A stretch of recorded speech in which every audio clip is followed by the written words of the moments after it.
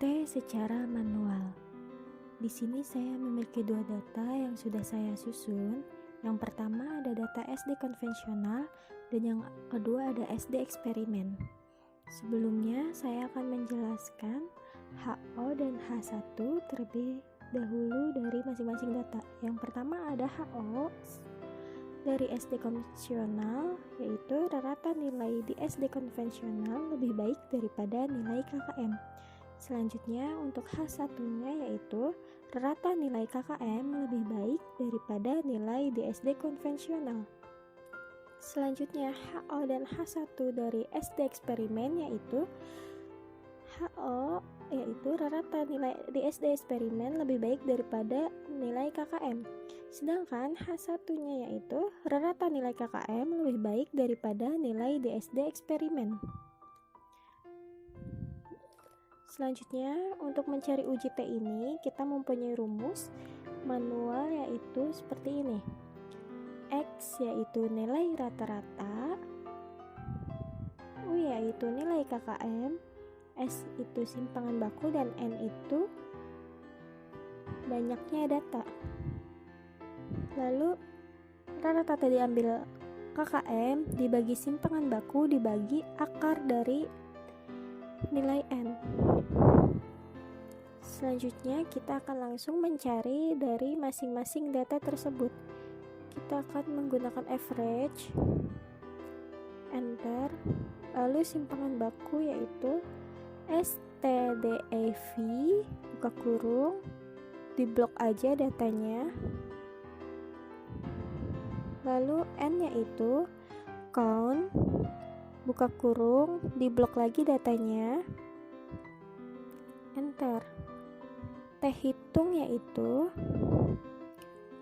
menggunakan rumus yang seperti ini. Lalu kita akan memasukkan sama dengan X diambil KKM tutup kurung bagi buka kurung S dibagi SQRT buka kurung nilai N tutup kurung 2 kali enter. Lalu T-tabel ini kita tidak perlu melihat T-tabel karena kita bisa menggunakan dari aplikasi Excel. Alfa di sini itu artinya menggunakan 0,05 dan DF ini menggunakan nilai N diambil 1. Lalu masukkan ke rumus ya, sama dengan tin V buka kurung 0,05 buka kurung N diambil 1 tutup kurung 2 kali enter. Nah, dari sini kita bisa melihat bahwa T hitung lebih kecil dari T-tabel. Maka di sini HO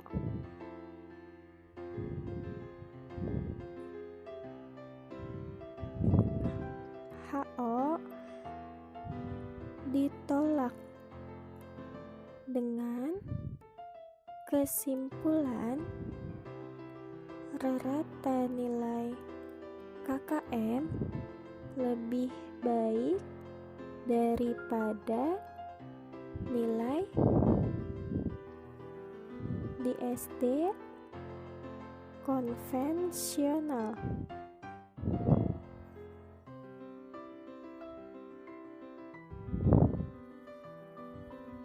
Selanjutnya kita next ke yang kedua, kita akan mencari rata yaitu average,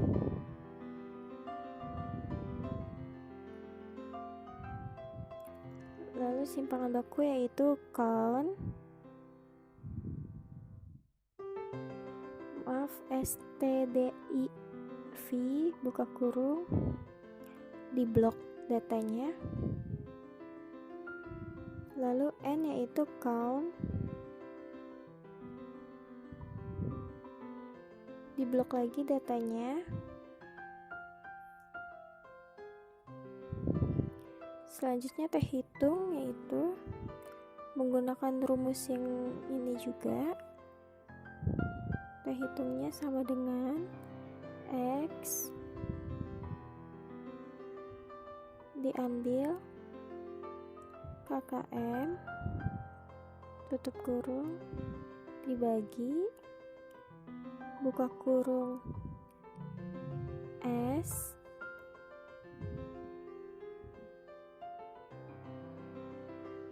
QRT tutup kurung enter.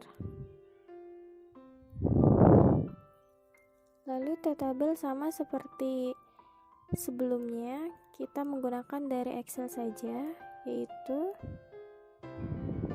tin V buka kurung 0,05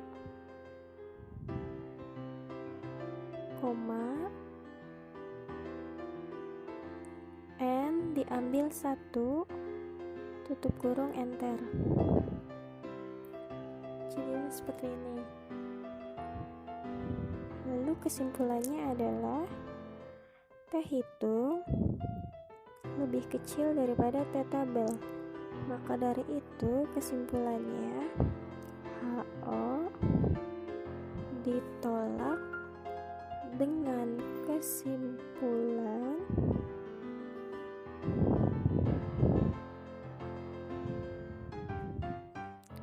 rata nilai KKM lebih baik daripada nilai di SD eksperimen.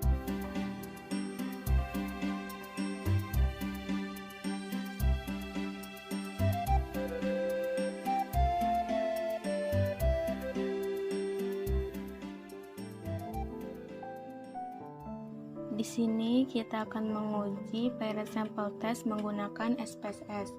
Yang pertama kita siapkan dulu datanya di Excel. Di sini ada data SD konvensional dan data SD eksperimen. Kita copy datanya. Copy.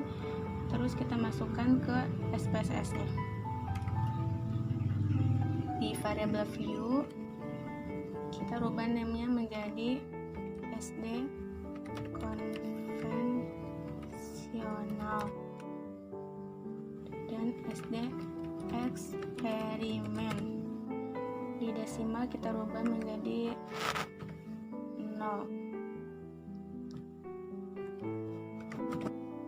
Terus kita klik analyze, terus compare means, pilih Pirate Sample Test. Kita pindahkan SD konvensional ke variabel 1 dan SD eksperimen kita pindahkan ke variabel 2. Lalu klik OK. Nah, di sini ada hasilnya. Ada 3 kolom. Yang pertama itu tabelnya Pirate Sample Statistik. Di sini ada SD konvensional dan SD eksperimen. Pirate Sample Statistik ini nilai deskriptif masing-masing variabel. Yang pertama itu SD konvensional. Minnya atau rata-ratanya itu 14,40, jumlah datanya 5, standard deviation-nya atau sebaran datanya itu 11,371, standar error-nya 5,085. Dan SD eksperimen rata-ratanya 22,60, jumlah datanya ada 5, sebaran datanya ada 2,302, standar errornya ada 1,030. Di sini ada tabel yang kedua yaitu Pirate Sample Correlation. Tabel ini tuh menunjukkan nilai korelasi yang menunjukkan hubungan kedua variabel pada sampel berpasangan. Dan di sini ada Pirate Sample Test. tabel utama dari output yang menunjukkan hasil uji yang dilakukan. Di sini nilai signifikannya yaitu 0,126. Di sini kita baca datanya ya. Yang pertama itu min atau rata-rata. Rata-ratanya itu min 8,200. Terus standar deviation-nya itu menunjukkan standar devisi dari skor perbedaan, yaitu 9,497. Dan di sini ada standar errornya, menunjukkan standar error dari perbedaan nilai, yaitu 4,247. Dan nilai T-nya menunjukkan statistik uji, min 1,931. Dan DF-nya atau menunjukkan derajat kebebasan yaitu 4. Dan di sini signifikan Thailandnya itu menunjukkan p-value atau signifikan hasil pengujian yang bersesuaian dengan standar uji T dan derajat kebebasan, yaitu 0,126. Sebelum kita menguji independent test, siapkan dulu datanya seperti ini di Excel. Dengan SD konvensional itu lambangnya yaitu angka 1 dan SD eksperimen lambangnya angka 2. Setelah itu kita buka aplikasi SPSS seperti ini. Setelah dibuka, kita klik variable view-nya, kita ketik hasil. Yang kedua siswa SD. Nah, lalu kita klik values-nya. Yang kedua kita ganti. Lalu akan muncul tabel seperti ini. Kita isi value-nya itu menjadi angka 1 dan SD konvensional, terus add.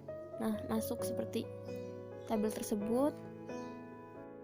Kemudian kita ketik angka 2 dan SD eksperimen, lalu add dan masuk di tabel tersebut. Nah, klik OK. Nah, setelah itu tampilannya akan seperti ini. Nilai yang ada di hasil itu merupakan nilai SD konvensional. Kemudian di siswa SD itu kita ketik angka 1, secara otomatis akan tertulis SD konvensional seperti itu. Kemudian kita masukkan nilai hasil belajar dari SD eksperimen yang ini. Lalu kita ketik angka 2, merupakan lambang dari SD eksperimen, secara otomatis akan seperti itu. SD eksperimen, ya seperti ini. Setelah itu kita pilih analis, terus compare means, lalu pilih independent sample t-test.